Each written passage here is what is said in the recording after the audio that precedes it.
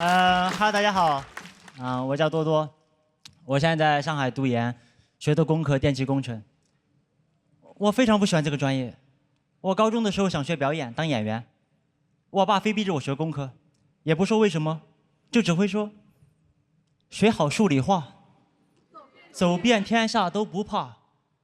我不理解这两句话，除了押韵，还有什么逻辑？学好数理化，没让我学英语。走遍天下，走遍上海的困难。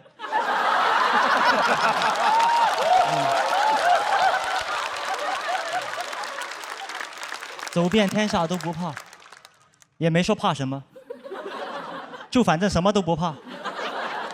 我要是走在路上遇到有人抢劫我，让我把钱交出来，我说等一下，要钱没有，但你看化学95。我抢劫犯说厉害厉害，不抢了不抢了啊！我把这些货讲给我爸听的时候，我爸根本就不在乎，就在你面前换一套逻辑。那小孩子没见过世面，什么都不懂。听爸的准没错，我吃过的盐比你走过的路都多。我听到这句话，我脑袋里的逻辑体系彻底崩塌了。吃盐是重量，走路是距离。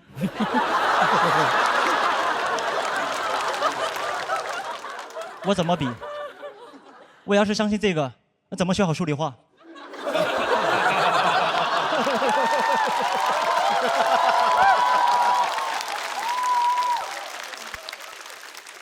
因为我的学校、我的专业还有我考研这些选择，全都是我爸替我决定的。我就经常在想，我为什么要读书？有没有可能我就是一个工具人，在帮我爹读书？我爸高中的没读完，没过几年，我哥就出生了。我哥6岁上小学，5年级逃课去网吧，4季风雨无阻，3餐简单对付。我爸可能觉得这个号练废了啊，那一年我又出生了，整个时间线相当有逻辑性。那现在我这个小号不行了，这个电气工程专业我学了6年了，大学4年，研究生2年，年年倒数。就我现在学业焦虑，我都不是害怕不能毕业，我怕我真毕业了，顺利进入我们电器行业，我怕他招不住。就我在手机上刷新闻，说我们电力行业某些领域又有了新的突破，即将实现全面自动化，减少人工操作。我心想你可快点吧，留给你们的时间不多了。就关键我爸对我期待特别高，每天向咪咪给我打电话，儿啊，你要好好努力，天天学习，长大以后挣大钱，光宗耀祖。我不理解，祖宗是大家的祖宗，你怎么不努力啊？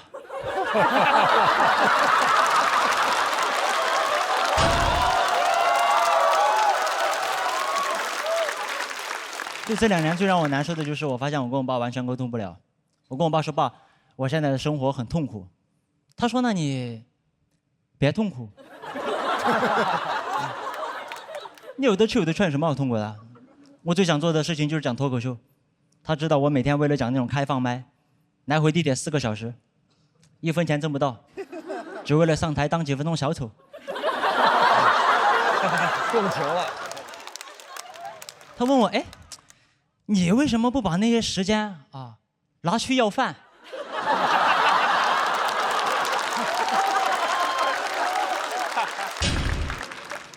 还能为什么？地铁不允许。节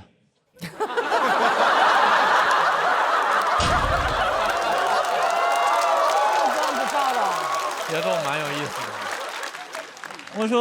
我说我想休学1年，我想停下来思考一下自己到底想要什么，喜欢什么。这句话在我爸听来就是我不想活了，我要自暴自弃，就完全没有办法沟通。很多人说父爱如山，什么叫父爱如山呢？就是你和他说话，传回来的只有回声。我说我不快乐，传回来快乐快乐快乐快乐。讲到这里，谢谢大家。大家好我叫多多，我现在在上海上学。我从小到大最怕的一件事，就是找原生家庭要钱。其实我家里经济条件还可以，但我爸这个人对钱看得特别重，他怕我乱花钱啊，就特别喜欢说一些夸张的话，让我产生愧疚感。每次我把我的困难和我爸说，他就要把他的困难和我说。我说爸，我想买件新衣服。新衣服得买啊，新衣服得买。我都4、5年没买过新衣服了。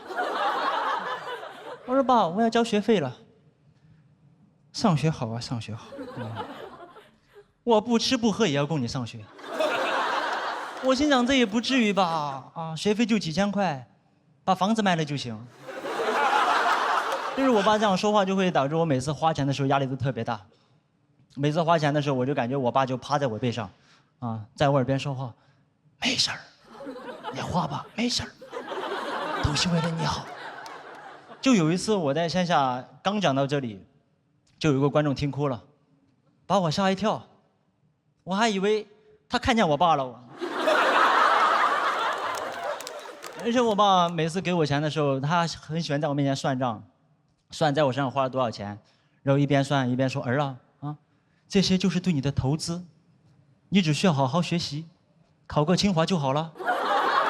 这怎么能是投资呢？啊，这就是赌博。”我有一年生日，我爸大方了一次给我钱，他说：“你生日可以买点自己喜欢的东西。”我就买了一件500块，特别帅、特别好看的新衣服。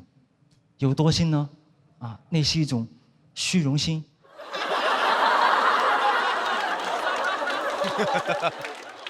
那我爸知道之后，他就问我，他说买的衣服多少钱买的哈？我说500，他说500啊，买的什么衣服呀？该不会是清华的校服吧？一句话就把我整难受了。我当时，其实我知道我爸挣钱养家很不容易，没有他我也不可能来上海上学。现在也不会不小心沾染上脱口秀。我现在回报我爸的方法就是给他提供情绪价值啊。我提供情绪价值的主要途径就是我通过脱口秀赚的钱给自己买一件500的衣服，然后我爸问我多少钱的时候，我跟他说50，我说50他就开心啊，觉得我又乖又懂事，还给我报销了。我转念一想啊，虽然我倒贴了450。这就相当于我孝敬给他了，虽然他没收到，但是他开心了，这份开心的情绪就价值450，这就是情绪价值。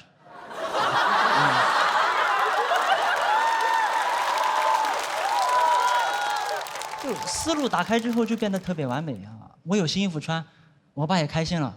这件事情让我想起来我小时候学到的一句谚语，就买一件衣服，我出450占大头。我爸出50占小头，大头儿子小头爸爸，一对好朋友快乐父子俩。讲到这里，谢谢大家。Hello， 大家好，我是刘仁成。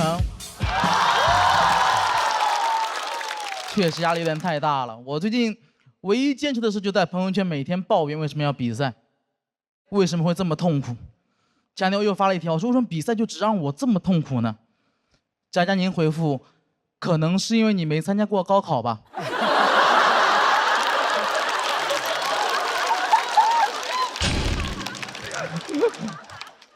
确实比赛比不明白，最近家里有点搞不懂了。说实话，我今年过年，我突然发现我爸他2颗门牙都掉了。我爸现在是个非常新潮的造型，双开门牙。我就发现，当一个中年男人失去了自己的门牙之后，他就失去所有做男人的威严和男子气概，增加了很多幽默感，变得十分滑稽。我爸现在我心目中已经不像是一个父亲了，更像是个父亲。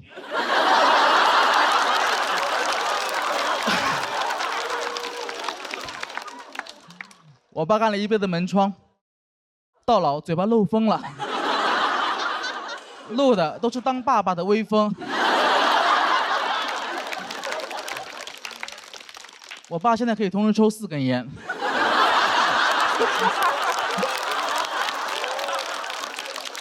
别人抽烟都是散客，他就属于卡座。其实很担心讲这个话题，大家不感兴趣。毕竟这个故事有点老掉牙了。但我爸他掉牙原因并不是因为年纪，是因为他的糖尿病的并发症。他糖尿病有点严重了，到一个很难控制的地步了。不知道为什么会这样子，可能是因为他完全没有控制吧。他对待治疗太消极了，他每天只在打完胰岛素后测血糖。我爸，你骗谁呢？你在干嘛呀？你在做数据。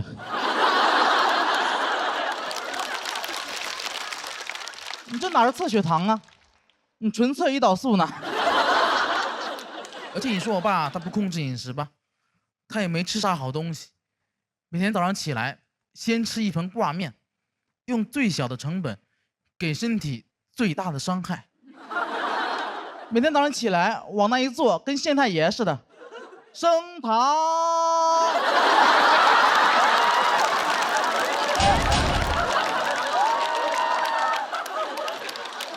而且我爸他不仅自己早上起来他会喜欢吃挂面嘛，他不仅自己吃，他还特别喜欢给我家狗吃挂面。我特别生气，我觉得你已经因为自己乱吃东西，对吧？已经把自己搞出了一身病了，别给狗也整出病来。我爸说：“哎，别乱讲，糖尿病主要是因为遗传，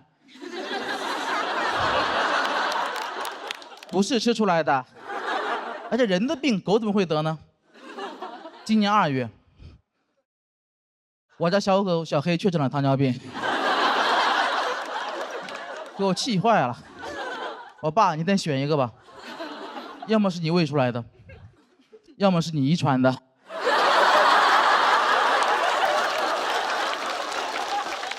哎，你考虑到遗传，很绝望，我以后肯定也会得。过几年别人问我爸，你们家谁有糖尿病啊？我爸说，我和犬子。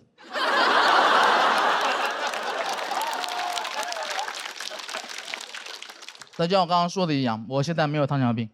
其实这个事也挺奇怪的，因为其实我才是我们家最肥胖那个人，也是饮食最不健康那个人，但我没有糖尿病。你说神奇不神奇？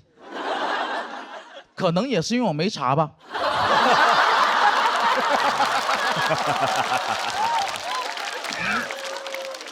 这玩意儿你别说，真神奇，只要不查就没有糖尿病。我有点害怕体检，我很久没去体检了。我上次去体检，医生嘱咐我写作业的时候离本子远一点。但这导致个问题在于，我现在很难劝我爸妈去体检。就每当我劝我爸妈去体检，他们就劝我去体检。你们去，你去，你们去，你去，你们去，你去。这么大年纪了，跟我玩反弹。但我真的又不敢带我爸妈我们3个一块去体检，因为我感觉我们这个家庭啊，不能同时承受这么多的打击。你不能把胖子放在一个篮子里面。要是我们家全部被查出糖尿病了，怎么办？家里挂面谁吃啊？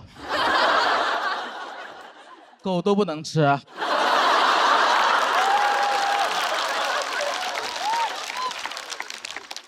但我说这么多啊，我不是在指责我爸，我也并不觉得我比他更懂这个世界，我觉得他有点固执而已。我一直很佩服我爸。我今年28岁了，我爸28岁那年，他已经扛起了一个家，并且成为了胖子门窗的创始人 ，A.K.A. 胖子本人。他开局很艰难，因为他当年他想外出打工，我爷爷是不答应的。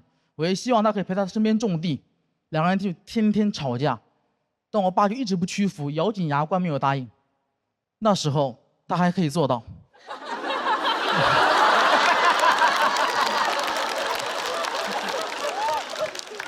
有一天他们吵得特别凶，我爷爷把我爸爸带到一个田里面，挖了个坑，跟他说：“如果你再提去外面打工的事情，今天我就把你给埋了。”然后一脚把我爸踹进了坑里。当时全村都过来看热闹了，也有人在劝我爷爷，但我爷爷不语，只是一味的挖地。这不是一般的挖地，这是道德的挖地。我现在尽量轻松去讲这个事情，但那天对我爸来说一定是非常恐怖且难熬的。那天泥土就像雨点一样不断落在我爸的头上，但我爸还是没有求饶，最后他赢了。2年后他可以外出打工，临走前他跟我爷爷说了一句话，说谢谢你当年的栽培。然后才有了后面的故事。他结了婚，有了2个小孩，把整个家从江西的农村带到江苏的常州，一个经济发达、教育很好但足球很差的城市。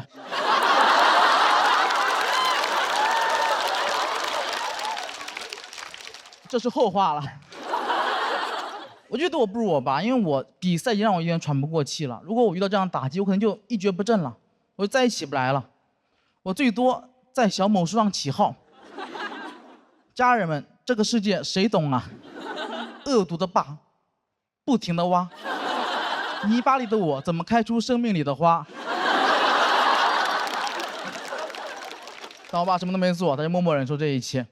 我爸被我爷爷从小打到大，但我从小没有挨过1次打，可能是我爸领过土吧。领过土的那个男孩学会了给别人打伞。所以前2天我还带我爸妈去体检了，我觉得得面对这一切。体检报告出来之后，确实吓了我一跳，因为我发现我爸妈的病啊加起来都没我1半多。哇，比子欲养而亲不待更可怕的事情发生了，子要先带了。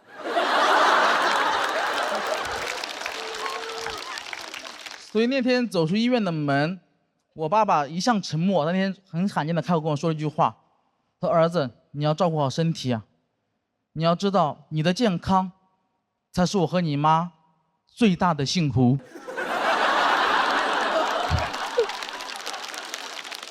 那一刻，炎热的夏天突然拂过了一阵凉爽的风，是爸爸的微风。大家好，我是龙小爸。大家好，我是杨蒙。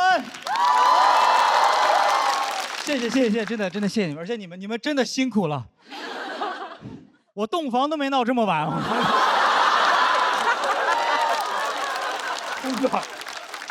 我说前2天刚办完婚礼，那个婚礼其实我觉得我可以很骄傲的说，杨温结婚，大半个脱口秀圈都没来，就不是我人缘不好，就是现在圈子实在是太大了。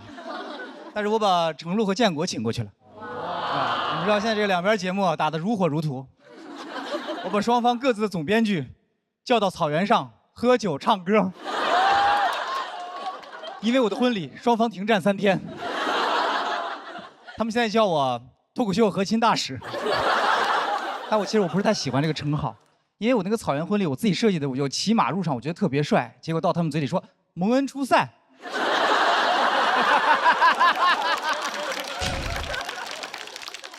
那个马真的非常难控制，我上马之前，教练特意交代说，记住了，他是畜生，你要征服他。说实话，我当时没听进去。马听进去了。打我开始上去之后，他就试图在征服我。因为那个新娘的马新娘的马特别好，但我那个马特别躁动。新娘的马走起路来就很优雅的完成工作，他就这样。我那匹马就是这样。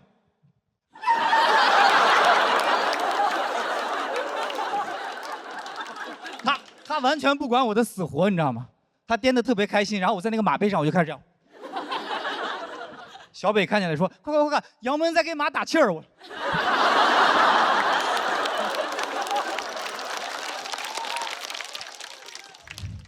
结束之后，所有人都在夸那匹马，他们说：“这个浩瀚的马子，你威武雄壮。”其实开始筹备婚礼之后呢，就是有很多那种落后的婚俗，我就没有办法接受。就是比如说结婚那天一定要穿那个红秋衣、红秋裤，还有红袜子。就咱们难看就不说了，如果你的老公是个光头，我真的诚心建议不要这么穿，因为从远处看，真的很像刚扒了皮儿的火腿肠，是吗？然后我们那儿还有一个很扯的说法，就是说新郎去娶亲不能带姑姑，然后新娘他们送亲，姨妈们不能去。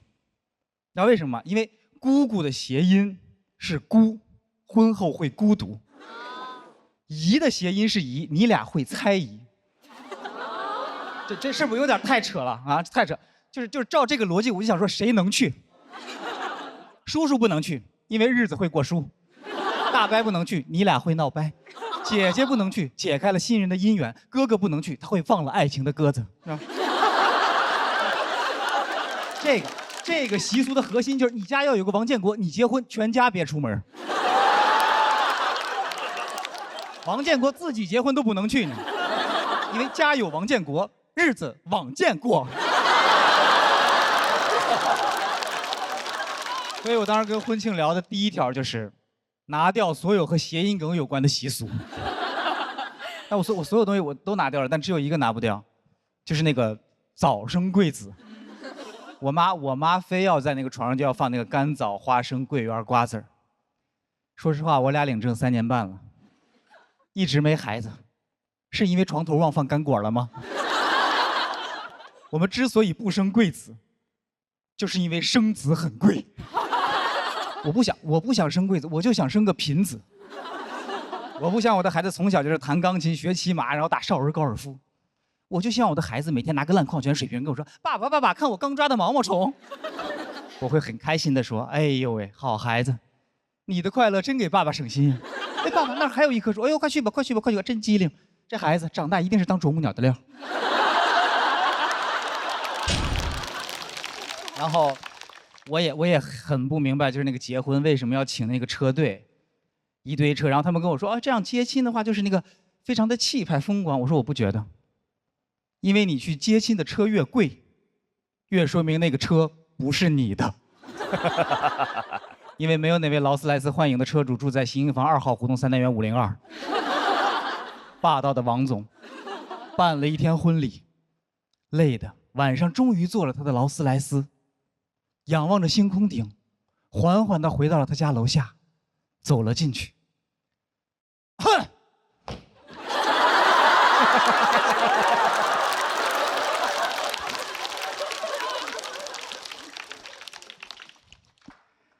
喂，小刘，1楼的感应灯记得修一下。我绝不允许我的女人在楼道里跺脚2次。所以就是我觉得一场好的婚礼，你就应该拿掉所有和你没关系的繁文缛节，然后留下真正对你们有意义的事情，比如随份子。随份子这个事儿真的是。我随的是，我觉得我说这人情社会的文化糟粕必须废除。收礼那天，这老祖宗定下的规矩了，谁敢不从？然后我以前参加婚礼的时候，我就想，如果我只去不给钱，他们会不会发现这个事儿？这次结了明白了，一定会发现，因为不然你们以为洞房花烛夜，一对新人关了门之后会干什么？当然是对账了。不仅对账，我们还得验算。验算的时候，我俩就知道为什么我们俩这么般配了。因为以100为单位的纯加法，2个人算3遍都算不出一样的数来。但是那天晚上非常的开心，那天晚上我们都听到了最悦耳的来自父母的指责。我老丈人晚上在吼我们说：“你俩数钱小点声。”最后，当我们终于忙完了一切，然后精疲力尽的躺了下来之后，刘佩玉含情脉脉的看着我说：“要不咱俩再数一遍？”我真的当时我一个蹬筋我就起来，我掏出计算器，我说就等你这句话呢嘛，归零归零归零。这个我想说就是这个世界上，到底懂不懂不重要。最重要的是有一个懂你的人在身边。我们俩都知道，就是婚姻不一定会让人变得更幸福，但数钱可以。谢谢大家，我是杨坤。大家好，我是灯。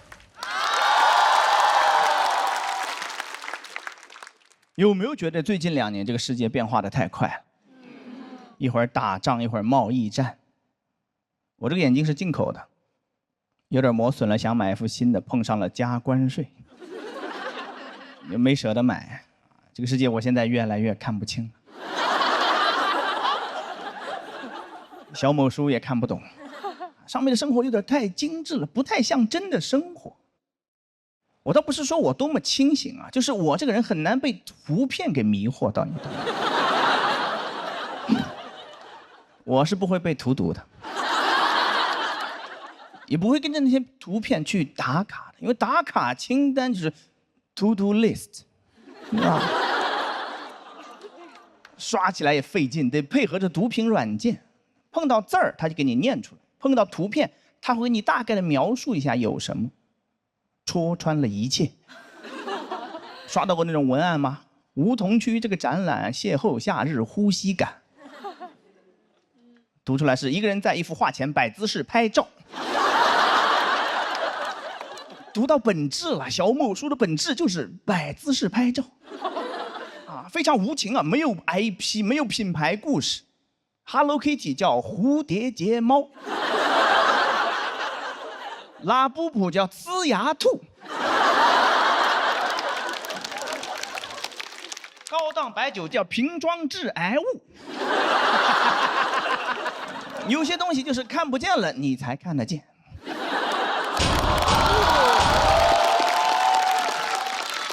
瞎子就不会盲目跟风的，我告诉你们。为什么对这个东西这么警惕呢？因为这些还算是那种包装起来的洗脑，我每天面对的是那种直接的洗脑，就感觉 U 盘直接插我脑子里了，一进电梯就来了。找工作跟老板谈，跟老板谈，跟老板谈。牙线是谁的妈妈？谁的妈妈？谁的妈妈？摔跤，摔跤，老摔跤，孩子走路老不稳太难，那稳稳鞋。我家小区电梯被那个承包了，我一出门就是摔跤，摔跤，摔跤。我一到家还是摔跤，摔跤，摔。我心想，摔跤会不会不是鞋的问题？你要不带孩子去医院瞧一瞧呢？孩子摔跤老不好，多半问题在小脑。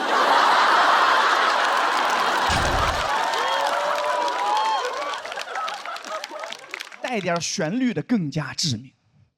我就路过一个奶茶店，我爱你呀，你爱我。回家跟着他哼了整整1个星期。我在那洗碗呢，洗着好好的，突然就来了，我爱你呀，你爱我。等你意识到你在唱歌的时候，你觉得自己就是个弱智。你洗个碗，你乐啥呢？你乐是吧？你爱吗？你爱洗碗吗？你不就是没洗碗机吗？你不就是？就那么几首儿歌，写点词儿就往里套，一点创意都没有，但真的听得进去。这么高效的洗脑方式，我觉得就不应该用在这儿了，应该用在那种反复强调但是没有一点效果的地方。地铁站台上你就应该单曲循环，先下后上，先下后上，别插队，别插队。打思想钢印只需要2只老虎。哎，孩子不搞对象不结婚，过年回家你也别唠叨他，你唱你的歌就完了。不结婚不生孩子，老了以后怎么办？不结婚不生孩子，老了以后没人管。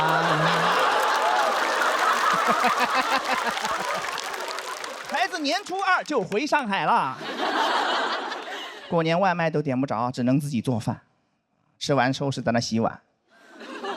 洗着洗着他就来了，不结婚不生孩子，老了以后怎么办？原生家庭可以不要，思想钢印你抹不掉，是吧？信息太爆炸了，我现在有点羡慕聋人。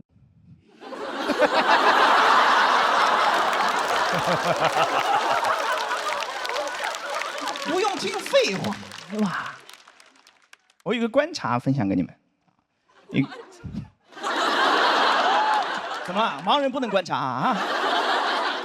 暗中观察不是观察啊。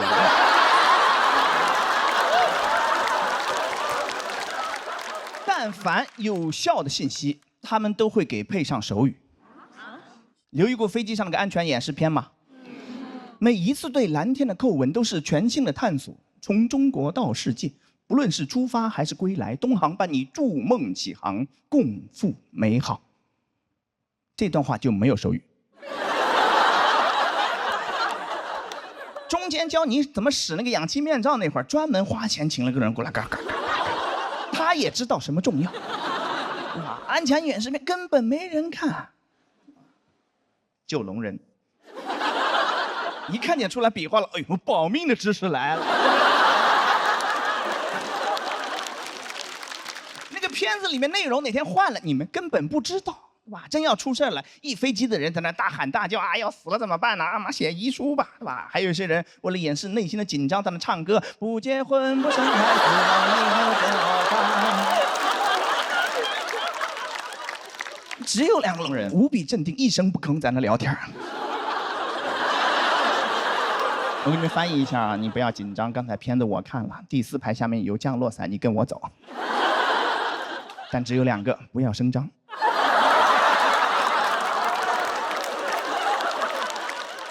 一飞机的人就我最难受，聋人只听干货，普通人玩手机，我就坐那硬听。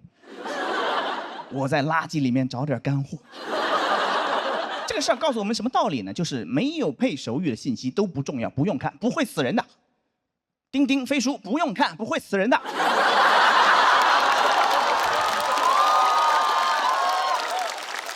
刚才这句就是干货。播的时候后期会给配手语的，你们看吧。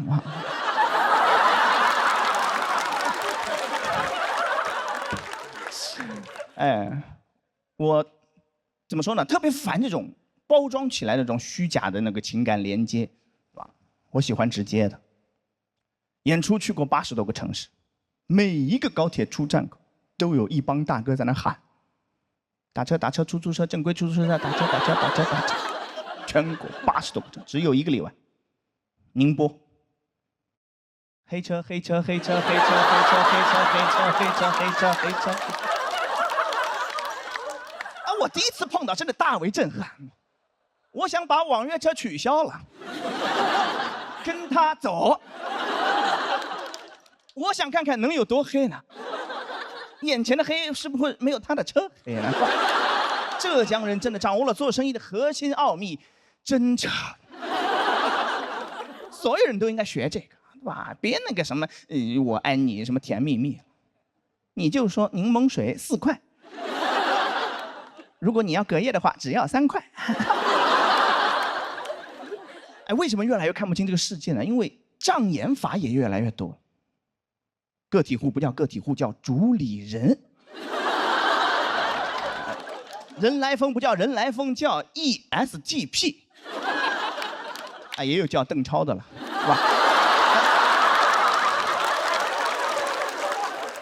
还有那些喜剧综艺，嘴上说着给你拓展喜剧的边界，边界没拓出去多少，腾出来那点地儿全给塞了广告了。喜剧的内核不是悲剧，它就是广告。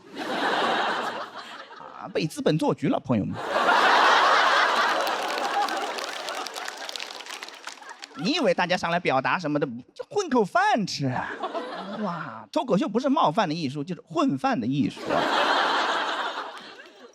脱口秀我也越来越看不懂了，是吧？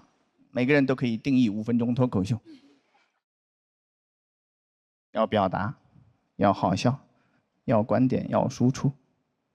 我不太 care 这个东西，但是刷到自己的差评是真难受。说黑灯的专场挺好笑的，看完哈哈哈1个小时，出来不到10分钟全忘光了。还得是线上脱口秀好。我说啊，我干了4年了，越来越看不懂了，什么是脱口秀？什么是脱口秀？然后这会儿手指头滑到了他发的那张演出照片。读屏软件说，一个人在舞台上讲笑话。哎，我相信我的读屏软件，这个世界他最懂。但你们不同意这个观点也没有关系啊。我今天讲什么东西，你们很快就会忘记。你们只会记住不结婚不生孩子。谢谢大家，谢谢大家。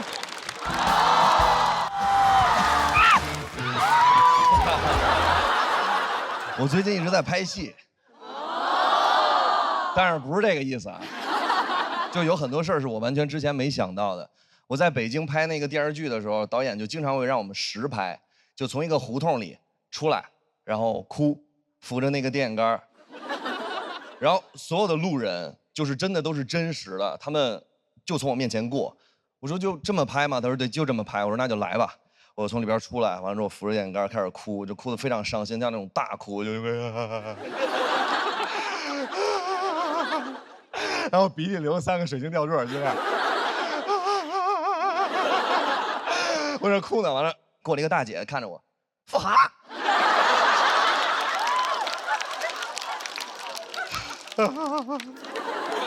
我说拍摄呢，拍摄呢。还有大姐看着我，拍摄。我说拍摄。我后来跟那个大姐说，我真的在拍摄，然后那个大姐非常认真的看着我说，房，我特别喜欢看你，因为我只要一看到你，我就特别快乐。但是我上班每天都特别生气，你能告诉我怎么才能不生气吗？我给你讲一些不生气的段子。我今天在这儿讲给您，我答应您了。我之前上班的时候，老板有一个骂我骂到我每天胃疼，就是那种躯体化了。他只要一跟家里边打架，然后他就来这儿骂我，骂其他的员工。我当时说不能因为这个事儿把我自己身体都弄坏了。我开始上网学一个操，叫不生气操。真的有这个操，朋友们，完全没开玩笑的。然后就是双手这样抬起来，大家可以一起做，你知道吧？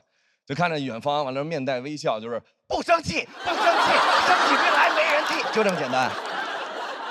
全网教学非常详细，但没有一个人告诉我是生气之前做，还是生气之后做。我当时也年轻，我选择生气当时做。第二天老板到公司，他每天中午吃完饭一抹嘴就骂我，他就中午吃完饭把盒饭一搁一抹嘴，都是富航啊。我说来吧老登，开战吧，骂我，凌辱我，鞭挞我的灵魂，来。他说富航态度不积极，我说。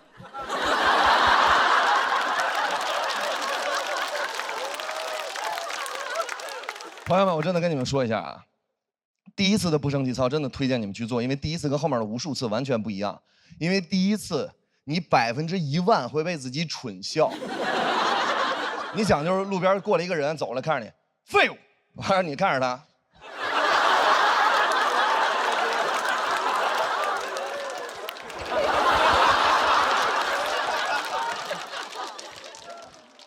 坐一会儿就笑了。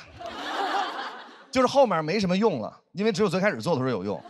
然后我就研究了一下，外练筋骨皮真的帮不到我，我必须要内外兼修。我要想从我的内调完了之后跟外一起结合。我想怎么才能内外兼修呢？就比如说是，我开始思考，从小我只要一难过，别人一骂我我就难过，难过我就哭，啊一夸我就笑，我的情绪完全掌握在别人手里。我不要，我要反其道而行之。哎，别人骂我，我难过，我就到这儿，嘿嘿，大脑都懵了，大脑每天我内外兼修，提前1个小时到公司，办公室里没有人，比如这是你的工位吧，然后我就围着那个工位，真的就是每天练。我太难过了，就是不生气，不生气，生起病来没人替，嘿嘿，不生气。同事跟同学一样都不跟我说话了，因为办公室有监控。他们开始传说富航有单枪匹马一个人做法给老板做死。他们说只要做够31天，老板嘎巴死。我说你们想太多了。他们把视频拿出来给老板看，也给我看，的确稍微有点吓人。你就想嘛，明天早上起来这是你的工位。然后你的同事把书包一放，把肩膀一搁，不生气，不生气，生起病来没人替。不生气，不生气，生起病来没人替。老板当时看完那个手机，在办公室头发掉地上捡起来揣兜里，指甲都不敢剪，他怕我给他收走了，给他做死。他从那天开始就跟我稍微有点小小的隔阂了。他决定要裁员，说是2选1啊，因为老员工有感情，我跟一个大哥，我们俩只能留一个人。我们俩从知道这个消息之前是好朋友，知道之后一瞬间变成敌人。然后我们在宣布裁谁之前都没法对话了。啊，我们那时候已经是纯仇人了。然后在宣布之前，我一直翻我跟那个大哥的聊天记录，我翻，我突然发到我刚入职时候那大哥特别帮着我。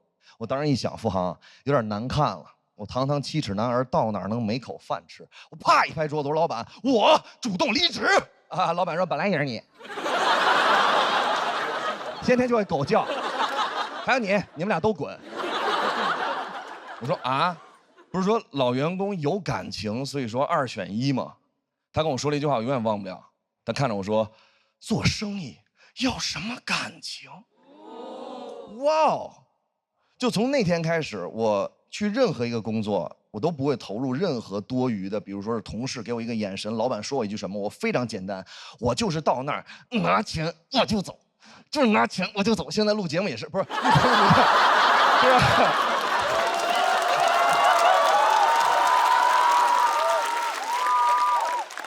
录节目的时候给你们讲什么段子，如果你们当时没笑，我会非常难过。但是录完就不会了，真的，因为那时候就是 money in my pocket。没有，开玩笑。当时我非常生气，但是我想就这样算了，我就开始收拾我的那些东西。收拾的时候，他还骂我，啊，我那火腾就上来了，我这胳膊腾就抬起来了。我说你再骂我一句，他说付航，你还敢做操？我看你再敢做操，我说已经给你做上了。我做死你！我走了也给你带走。那个时候，我每天在那个公司有1个小时的休息时间，我会拿1个小时分成6份，完了之后每一次10分钟去那个楼梯间练脱口秀，我每次练10分钟，我没有影响谁。然后他就跟我说啊，我在那儿坐着呢，我坐着呢。他说付航，我说你每天练那什么乱七八糟那种秀，我想看看你以后能不能像现在这么猖狂。我真的希望他看一看，我现在是大王。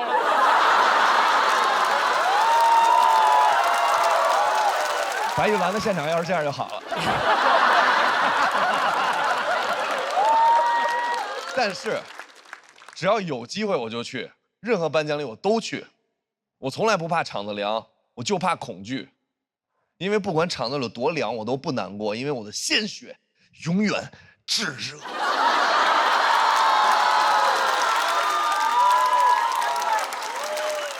那个时候我才发现。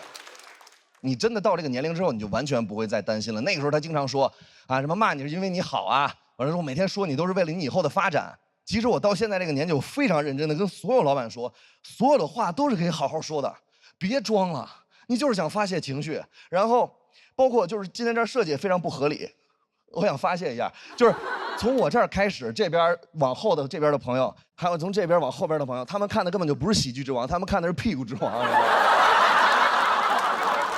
他一晚上都没有看到过别人的正脸，真的，大哥，我再给你演一遍。不生气，不生气，超就这样，我再给你演一遍，真的，就这。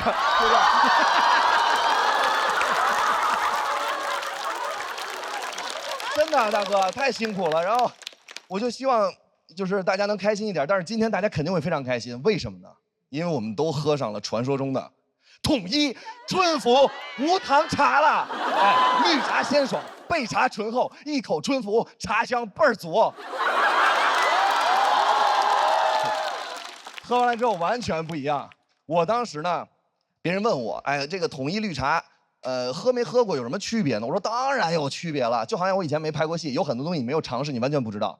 我拍戏还有一个故事是，我那个电视剧呢，我一直以为是1、2、3、4、5集就顺着拍。我真的拍完了之后才发现，完全不是，根本就不是。他可能第1天拍第10集，啊，然后他第4天拍第1集。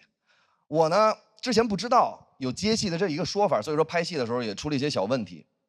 当时有一场戏，第1天拍第1集是我在监狱里跟管教解释为什么我跟黄毛狱友打架，原台词是黄毛把鞋脱了，脚啪放在这儿，我跟他打起来了。但是你知道我爱即兴。我当时跟狱警说的是，我说您知道吗？黄毛把鞋脱了，脚啪放这儿塞我嘴里了。导演说过，我说太棒了。过了3天，拍我跟黄毛打架。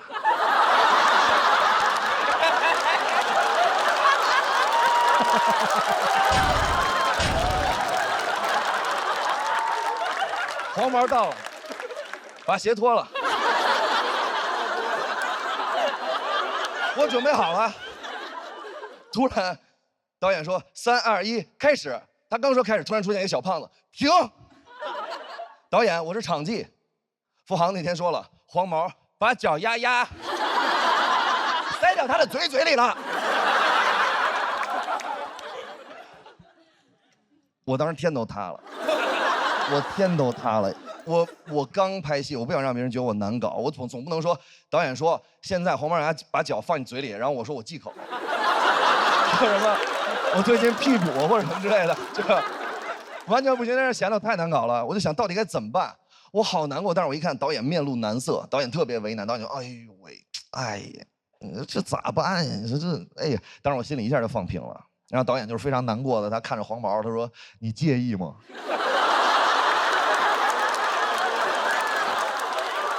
我说他的脚丫在我的嘴里，你问他介意吗？我那火腾就上了，我这胳膊他就抬起来了。看，哇！你们越鼓掌，我做的越快。哎，我就坐起来了，我完全坐起来了。啊！导演转头看我一眼，他看着黄毛说：“你赶紧脱鞋吧，付航着急了。”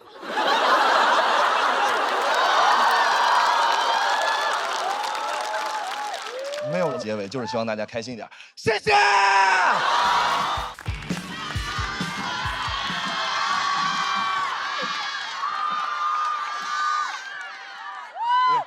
姐妹们吃点好的，求求了，对不对？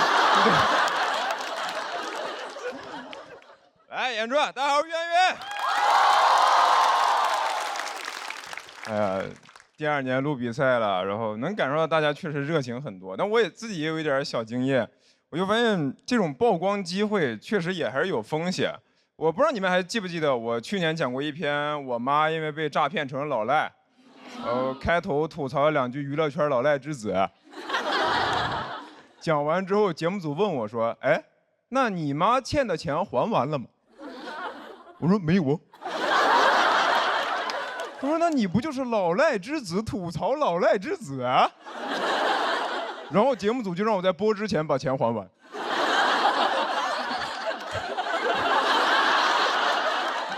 我最后是找朋友借的钱，把我妈欠的钱还了。我说妈，我以后就不是老赖之子了，但你是老赖之母。就是大家录节目都想着多讲、多曝光、多挣钱，我讲这篇稿子血亏，1000多字的稿子欠一屁股债。我不知道你们有没有刷到过那种 report， 于翔宇脱口秀含金量谁懂啊？我懂。哎呀，然后现在真不知道能咋抓机会了。你看今年还都说这个 AI 是风口、时代红利，但你一般也就只能想到用 AI 继续干活。我试了一下用 AI 写段子，我说帮我写一篇脱口秀稿子，模仿于翔宇的风格，要能喜单夺冠。但因为我段子公开数据量没有那么大，所以他模仿的就不是很像。他给我的表演指导是在舞台上疯狂踱步，声音提高8度。我说：“哎，我是教主。”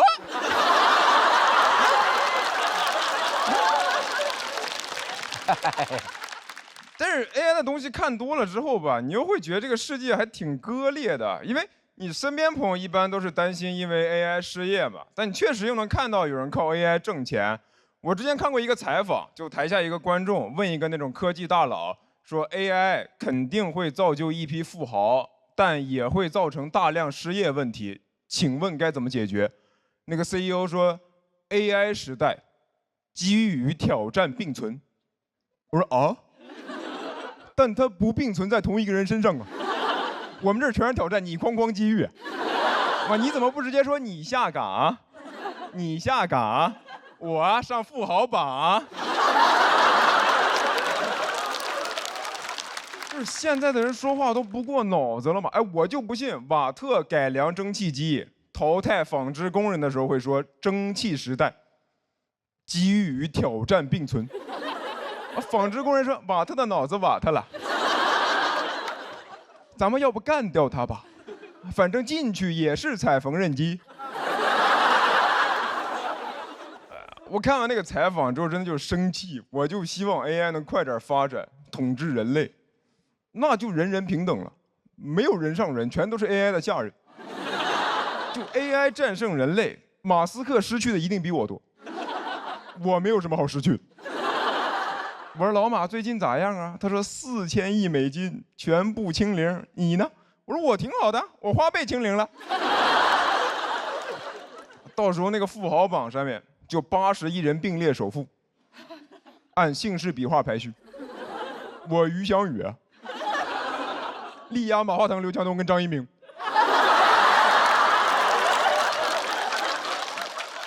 所以我现在就真的很烦这些漂亮话，什么机遇、挑战并存，一代人有一代人的机会，拥抱变化。你看最近几年确实变化很多啊，经常就市场大起大落。每次那种股票基金暴跌的时候，都会有人说：“哎呦，抄底的好机会。”但是我看到我的基金大跌，我只有一个反应，就啊！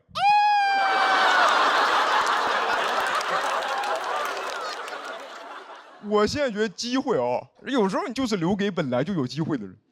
你不可能没那个条件就无脑冲吧，就啥也没有，但就像巴菲特一样思考，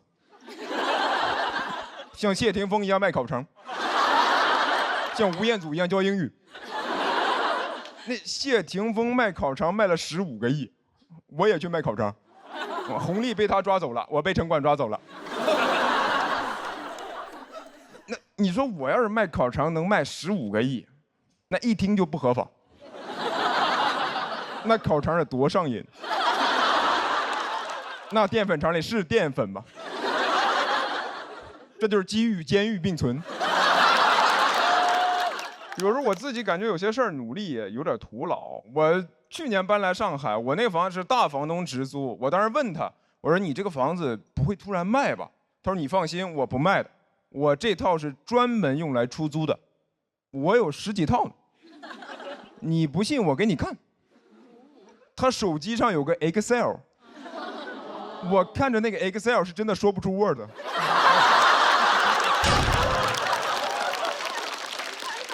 我当时都不想要他的房子了，我就想加入他的家庭。我想问那个大房东，我能不能做你的2房？我拥抱变化，你拥抱我。然后其实现在大家都能感觉到嘛，现在就是机会没那么多了嘛，对吧？以前可能是这个风浪越大鱼越贵，嘛，现在就是风浪越大风浪越大。我感觉我就不是那种所谓能吃到红利的那种时代弄潮儿，我顶多就是个时代赶海儿，就这个浪潮退去，我才会出来。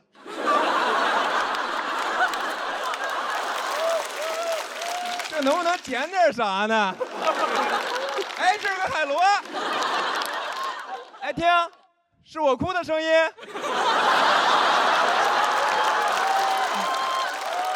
一抬头，弄潮在那开香槟庆祝呢。我说，哎，那瓶子喝完还要吗？这里面吴佳云。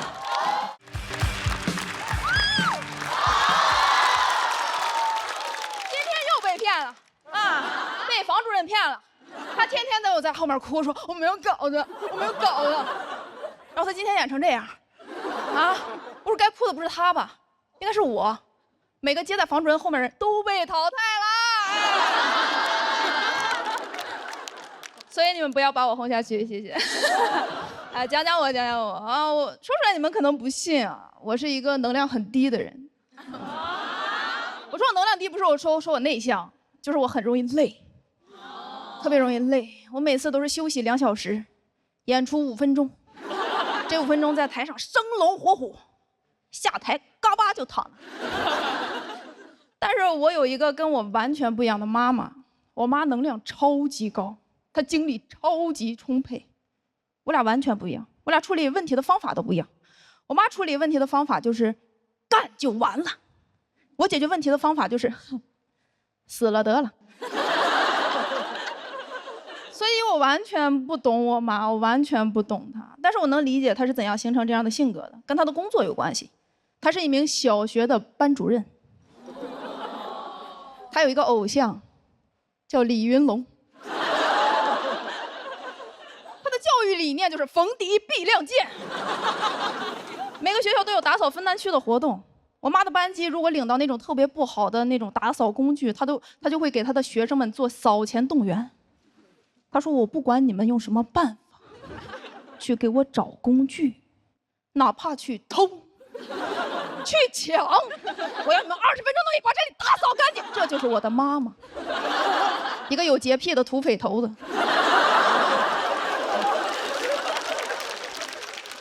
而且我妈特别喜欢搞氛围，特别喜欢搞氛围。每次年夜饭都是她的主舞台，一大桌子菜，一家子人做好了，她不吃，她拿起一杯酒，说：“来，我提一杯。”然后对着我姥姥说：“妈，感谢你这么多年对我的关心和照顾，这杯酒我敬你，祝您身体健康，寿比南山。”我说：“妈，你要找我姥办事儿吗？”啊，我感觉你们俩都不熟，我要不给你俩引荐一下了，我要。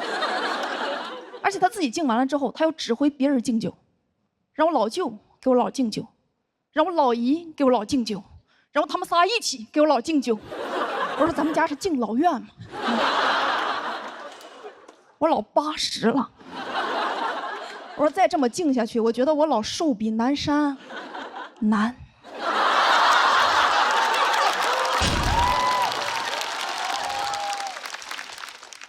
北海北海有老墓碑，起低了。我喜欢。有人喝了，我就跟我妈说：“我说妈别敬了，我觉得我老脸色都有点难看了。”我妈说：“能不难看吗？你还没给姥敬酒呢。”而且我妈不仅自己搞氛围，她还拉着我一起搞氛围，让我在年夜饭饭桌上表演节目。你说小时候表演就表演了，长大了也表演。我说实话，朋友们，我的亲戚朋友们平均年龄40、50岁，我学幼师的。我给他们演什么？我说让我看看是谁的老眼睛没有看老师啊！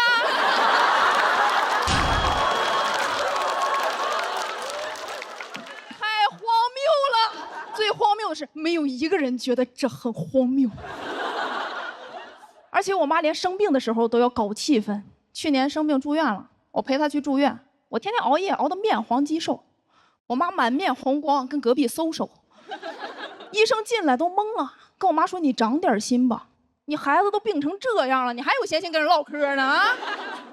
而且没住2天，几乎整个楼层的病人都认识我妈。我妈在走廊里散步的时候，那3步一招手，5步一回头，谁都得过来跟她唠10块钱啊。她天天在医院里给人化疗，哇！我陪我妈在走廊里散步，后来我发现，都有人开始认识我了。他们指着我跟我妈说：“哎，这个就是你经常提起的那个说脱口秀的女儿，对不对？对不对？对不对？”我说：“我不是，我是德云社的烧饼。”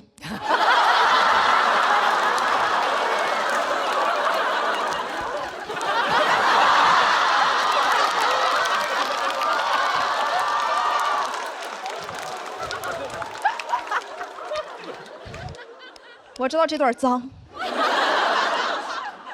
但是我喜欢。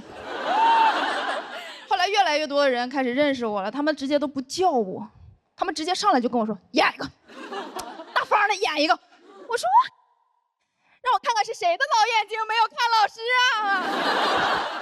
荒谬！我为什么今年想上节目？我就是希望以后再有人让我演一段的时候，我直接把这个视频怼到他脸上，就放刚才那一段。放这一段，而且这些我都能理解啊，这些我都能理解。我唯一我不能理解的是，我妈她自己做完手术之后，她要操心别人的手术，我无法理喻。就人家有家属，有主治医生，她在那儿指挥人家，说你抬头，你抬脚，你扶腰，放这个床上，运动啊！我那个时候我非常生气，我非常生气，我对着我妈。漂亮！